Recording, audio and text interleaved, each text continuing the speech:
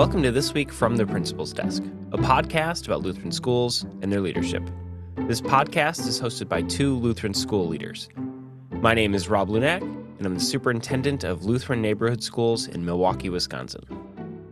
My name is Mike Sheeman, and I'm principal at Bethany Lutheran School in Parma, Ohio.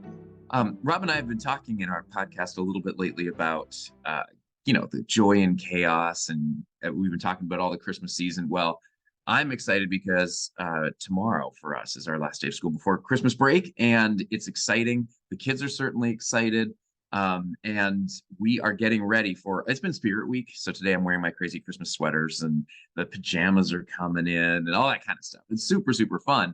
But tomorrow, the kids are really looking forward to it because it's class party day.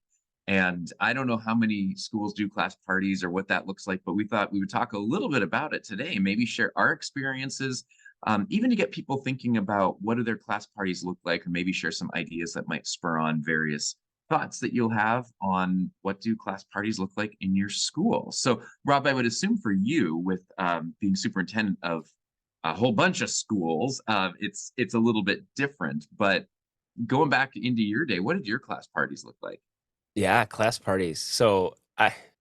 As a teacher, I was of like two minds of class parties, right? Like looking up to it, I'm like, oh, class party.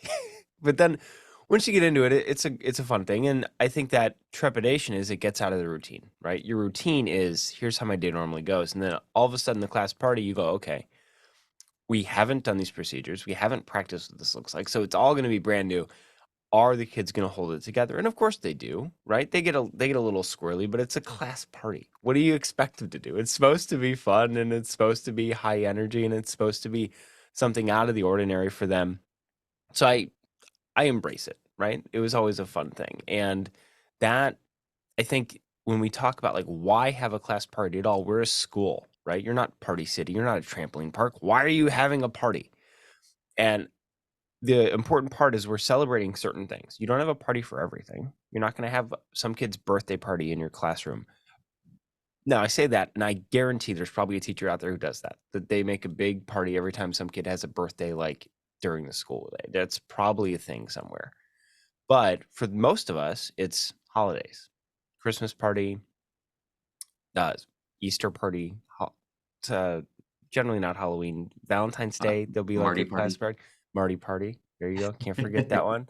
And then it's and then sometimes, especially at the lower grades, they'll do like something special for Thanksgiving, Mhm. right? That's something that I think after you hit like fourth grade, people kind of stop doing. It's not as not as common.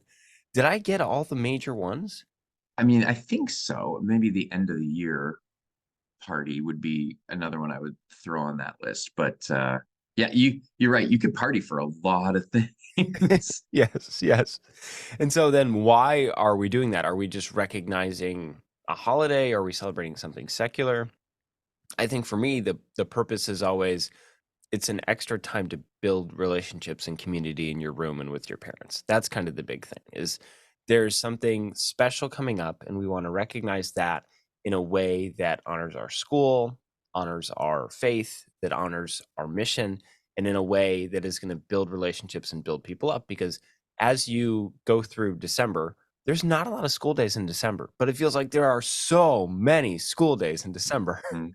And so you get to that last day and you get to that class party and there's some joy there. It's like, okay, hey, Christmas is coming. Look what we have to look forward to. But there's also some like, it's a good midpoint of the year. Hey, look what we've gone through before. Look where we are now.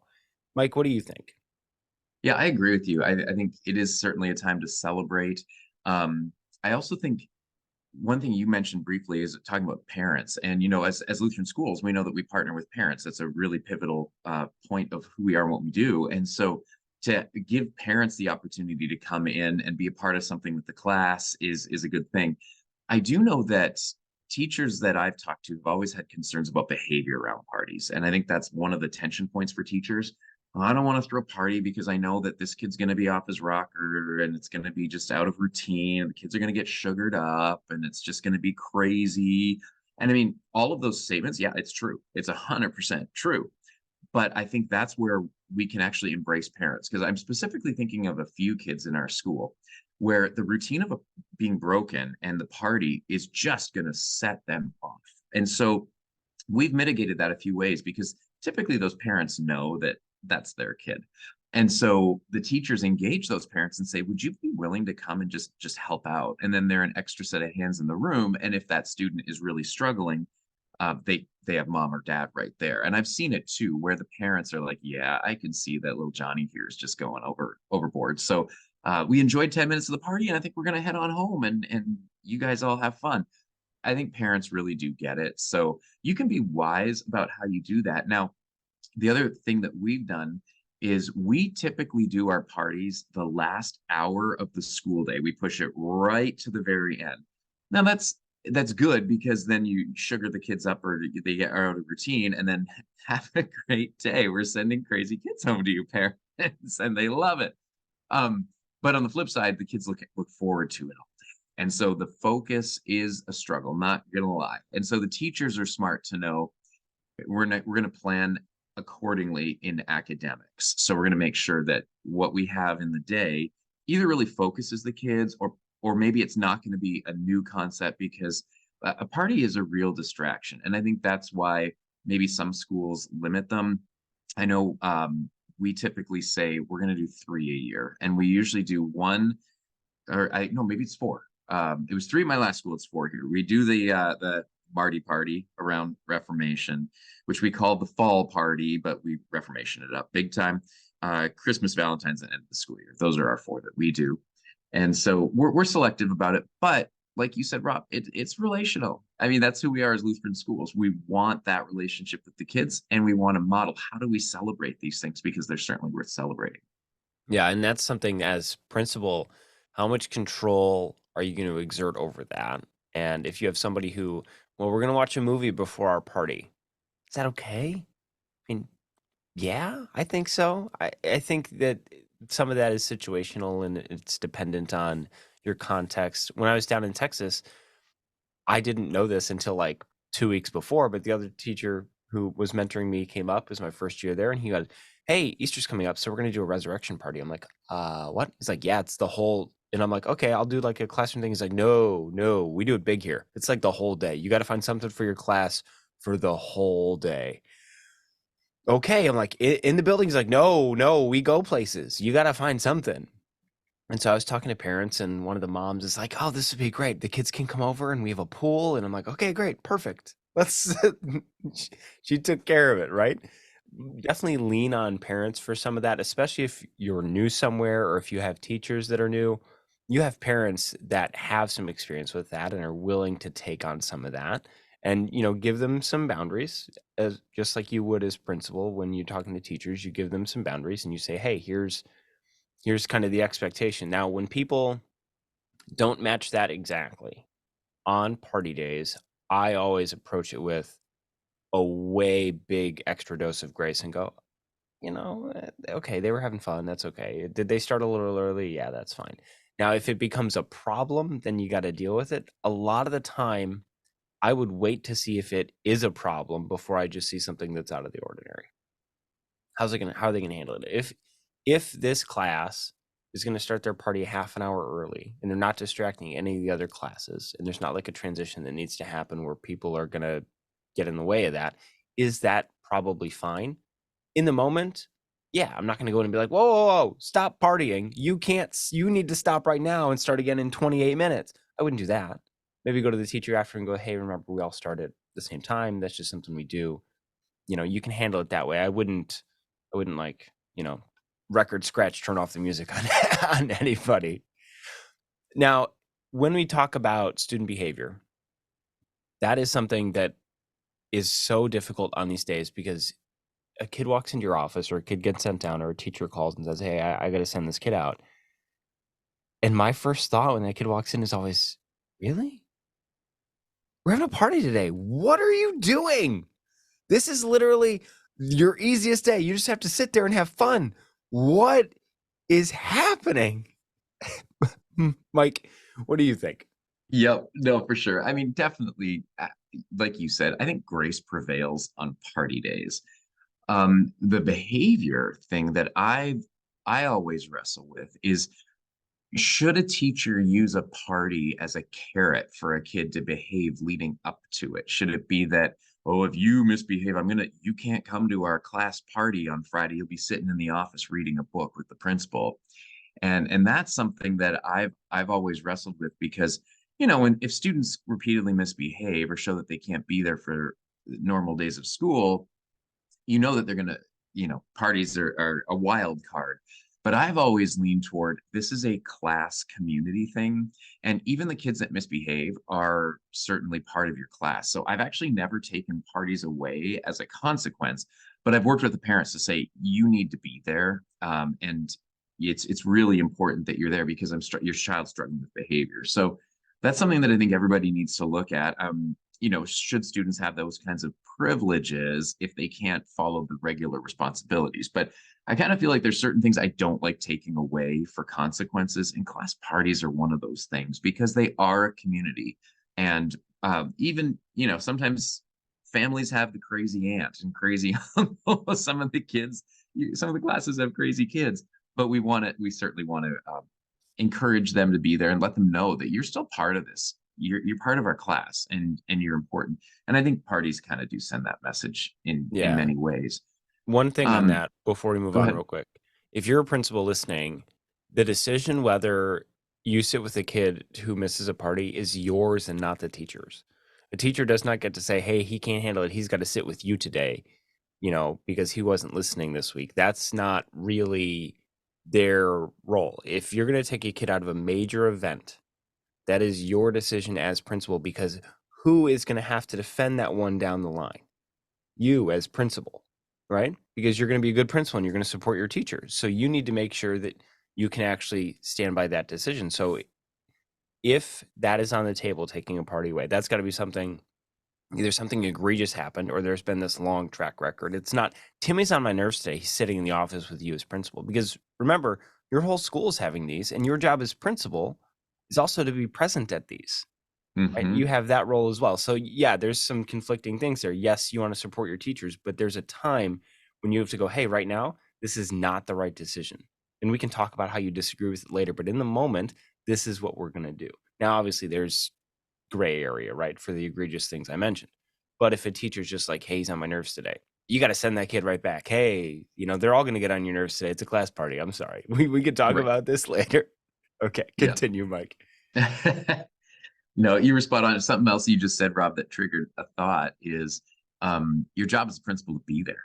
And when it's class party day, I actually book that as a calendar appointment to make sure nothing else can take my presence from those parties away. Now, I certainly love them because I have parents that bring in pizza and cupcakes and all those kinds of things. And so, I've got to monitor. Every class wants me to eat something, which is great and also bad at the same time. But it's so important as a principal that you pop into every single one of those parties. Now, you're going to see, maybe you'll pop into a class and they're watching a movie. Well, you're just going to be like, hey guys, have fun at your party and leave. But your presence is really important in relationship building as well. So I encourage you, go to your class parties. And if you don't enjoy them or they're not fun, well, sorry, fake it. Go in with a smile, go in because the kids, they do want you to be there 100%. They want you to show up at their parties. Now, I mentioned that, there's cupcakes and there's pizza and all that kind of stuff. Um, I've seen all that stuff costs money. So the question becomes, where does the money come from for the class parties? Is that something that is budgeted for the school? Is it something you're asking parents to bring in? Is it a PTA sponsored event? You have to decide all of those things. And I don't think there's a right or a wrong way. But one of the things that I try to do is balance out some equity in the party to make sure one class doesn't have, it's not feast and famine. Or one class gets the veggie platter and the other class gets the cupcake tray.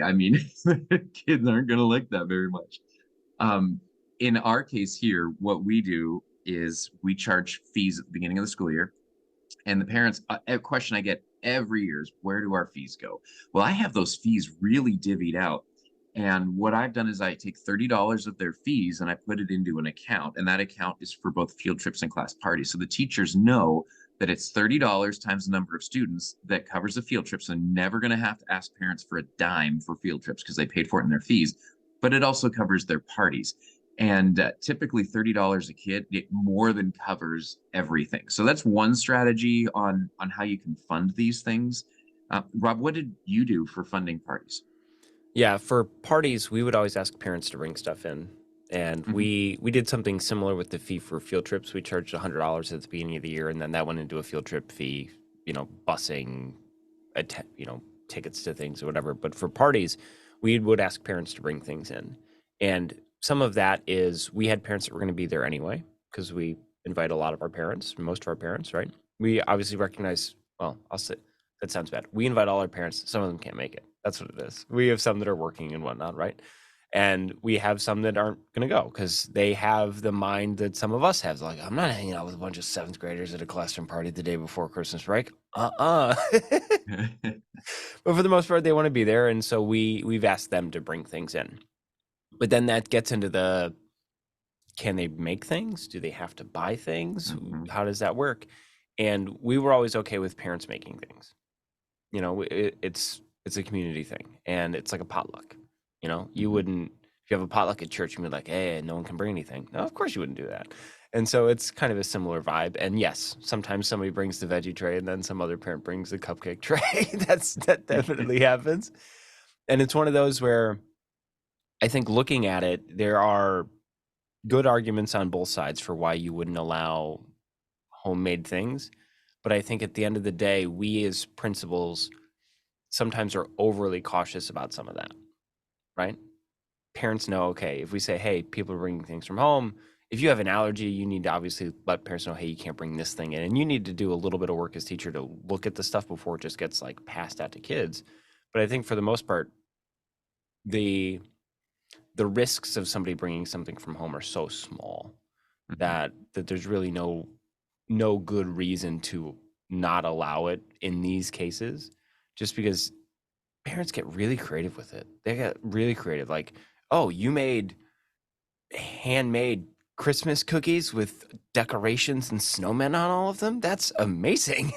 Or you've put all these pretzels and peanut butter cups together and they look like sleighs? How did you do that? You just get all this kind of fun stuff. So if you're like on the fence, I would say lean more towards allowing parents to bring stuff in. Hmm. Yeah, we did the same thing. I mean, are you going to get the the dog hair in the cookie batter? Maybe, maybe, but a store bought has its risks as well, and so it's just something where parents do want to have that extra dose of love, but you communicate that to parents ahead of time, and they know it. They were invited to bring something in. So if a parent really has a concern about, what if there's an allergy and you're not sure if if there's going to be flour in the cookies or not, if there's a gluten-free kid, or who knows what it is, they know that that's a concern. Usually, what I try to do is have the teachers say, this is what we're aiming for. Like if it's we're aiming for pizza and cookies, well, communicate that to your parents, because then generally the parents of the kids that have some significant dietary restrictions or allergies or whatever, they're going to work to bring that stuff in for their kids so that it looks very similar. But the kids in the class already know, hey, this kid over here has those dietary restrictions for whatever reason. They already know that, and so they expect they're going to get something different, but those kids want to feel included, so it's really important. I'm specifically thinking of a family we have here where that's the case. The mother does a beautiful job of making it look just like whatever all the other kids are getting, but she's also really I don't know what the word is. She's just really on top of asking the question, what are the other kids going to get? Because I want my kid to feel the same way. So if you can give some sort of skeletal outline, I think that really helps in having those parents plan for what those things are. I do allow all the homemade stuff because, like you said, Rob, people get really creative. I had one parent that did like Christmas skewers with like Rice Krispie squares and strawberries, and I'm like, man, I wouldn't even do that in my own home. Yeah, that's too creative, but it's awesome. So let parents have a little bit of fun. They also feel like they're serving the school, serving the kids, and they have a sense of pride in that as well. So I want to build that in them. Yeah, we know as Christians there's something special about sharing a meal with people. We know that, right? And so this is no different. You're sharing now, it's mostly cookies and sugar, but it's still a meal and there's still bonding that gets to happen. And it honestly, one of the interesting things about giving parents opportunities like this. So often we ask for something, and as a school, we ask for a volunteer and we put them in a very narrow box. We need this specifically. This is an opportunity for parents to volunteer in a way that gives them some freedom, in a way that gives them some creativity, in a way that gives them some ownership. And you'll notice that you have a parent in your room, or you have some parents in your school that just love doing this. And what they need is actually a little more freedom and less of a tighter box. And that's going to help get them excited, and they're going to bring other people along with them. And I've had parents that when I've asked to volunteer, they wouldn't. And then when someone else asked them to volunteer with something and then they had a little freedom, they're like, yeah. And then they volunteered every time after that. But so that does help, especially as you're looking for ways to get parents involved. And it's not just like, hey, I want you to buy cupcakes. That's the only way you can be involved. It's you are a vital part of this classroom, because you are. You as a parent are an important part of what we do in Lutheran school. No, I'm not teaching you 7th grade science, but I can't teach your kids 7th grade science without you. And that extends to everything we do. Okay, parties. Does every classroom have to do it? I've only had this ever asked one time, and I had one teacher go, I don't want to do a party. Do I have to do a party? Okay, so Mike, that's the big thorny question today. Do all the teachers have to have a party? All right. So I'm going to give you my point blank answer. Yeah, the answer is yes. If one class is doing it, I think it needs to be a school-wide initiative. Now, I do have teachers that are not party planners. They would not be part of the party planning committee if we had such a thing here at Bethany. But what I have said to them is, if it's not your strength or you're not your love, well, A, get over it. I mean, I think it's something you can show love for kids in this way, because a lot of the ways that that we need to show love is ways that the kids receive love, and parties do demonstrate that. But I also get it. If you are not that type of person, but buddy up with another class. Maybe if some schools have buddy classes, so do it together. Or if it's not your passion, you know somebody whose passion it is. You've got that parent that would like spearhead the whole thing or lead it. So I think there's options for teachers. Some teachers put out the argument that, well, it takes away from academics. That's time wasted that I could be teaching my kids. Well, you are teaching your kids. There's the unwritten curriculum that's out there, and I think how we behave at a party, or how we interact with other, it's the social emotional stuff that's there. We're building memories, because kids 20 years from now, they're not going to necessarily remember that you taught them page 47 of the science textbook and assigned them questions 1 to 3. They're going to remember, hey, we had some fun things in our school that made it a special place. They'll probably put parties on the list. I don't know if parties will top the list, but they're going to remember that they were part of a community. They were part of something big. So I think that if you have that teacher that's a negative Nelly, or is really giving you all the reasons why you shouldn't have a party, certainly listen to those. And if there's anything that you can do to address that teacher's concerns, or walk alongside them, feel free. Please do that. I encourage that. But at the end of the day, I wouldn't say to the school, we're having class parties on Friday, except 4th grade. Sorry, guys, your teacher didn't want to play in the sandbox. We're not going to do that. So Yeah. that's my take. Rob, what's your take on that? Yeah, no, I agree. And that one, there have been times where I've definitely wanted to be like, okay, well, we're all doing it except you. And then teacher's like, you're going to tell everyone I'm not doing this? I'm like, well, you're choosing not to do it. What do you want me to say? Do you want me to say none of us are doing it because you don't want to? That doesn't sound fair. I've definitely pulled that out in a staff meeting before. Like, hey, actually, you're the only one who doesn't want to. So we're not going to say no one can. We're saying everyone's going to, and you're going to have to tough it up, right? That's just how it Team goes. player. And I've had that academic argument before. And so my response was, well, we can make the year longer. We can add some days on the end. And they're like, no, it's not. Okay. So we know as a school and as principal, you got to know sometimes what the game is, right? And everyone can say student safety, academics, and aren't we a Christian school? And sometimes those get thrown around. Those are all great reasons, and those are all very important, but sometimes those get thrown around insincerely. And you as principal gotta have an eye out for that every once in a while, right? Because we work with people, and I'm not saying that, don't get me wrong and think like, oh, teachers are terrible. That's not what I'm saying. I love teachers. I love the people I work with. I love the people I have worked with. but we get on each other's nerves every once in a while. And sometimes someone will throw something out because they don't want to do it, but they know it's a good reason to not want to do it. And they think there's no argument against it, even though in that case, like, it's not the good argument, right? That's just how it goes. Okay. Class parties. I think we hit enough of it. There's so much there. I didn't think there'd be so much to class parties, but there's probably some teacher out there who's like, you guys didn't even talk about it. And I'm just like, you're right. We didn't. We should have you on because I don't know. But no, I think it's important. I think it's something we as a school should be doing. And you're right, Mike. There is that unwritten curriculum, and it does teach so many things, and it does build so many great memories for kids. Because, yeah, I don't remember what lesson I was going over in March 15th of 7th grade. I don't remember. But I do remember when, like, we had the end of the year party and we did yearbook signings, or when I still have a distinct memory of sitting in first grade. There were 2 first grade classes in my school when I was younger. And one of us, okay, so you can't do this anymore, right? My class dressed up as Native Americans and the other class dressed up as pilgrims, and we ate cornbread in the hallway. But I distinctly remember this because it was something out of the ordinary, and it was something that built a relationship, right? And that's what we're doing. We're building relationships. Mike, I think this is probably as good enough as place as any to stop. What do you think? Sounds good. Yeah, I think we've hit it. Like you said, there's probably more out there, but I hope our podcast just gives a bit of a flavor for these topics and whets your appetite to maybe consider a little bit more. But no, I agree. So why don't we close off in a word of prayer? All right, Heavenly Father, thank you so much for all the gifts that you give to us. We thank you for the gift of our students. What a joy it is to be able to walk with them through this journey of learning and to prepare them for a world that doesn't yet exist, but one that we work to envision. And Lord, part of being in the world is being able to work with one another, collaborate with one another, and to develop friendships. And I thank you that Lutheran schools teach all of those skills, and that through things like class parties, that these kids are building memories and foundations that they're going to recall years from now as highlights in their school years.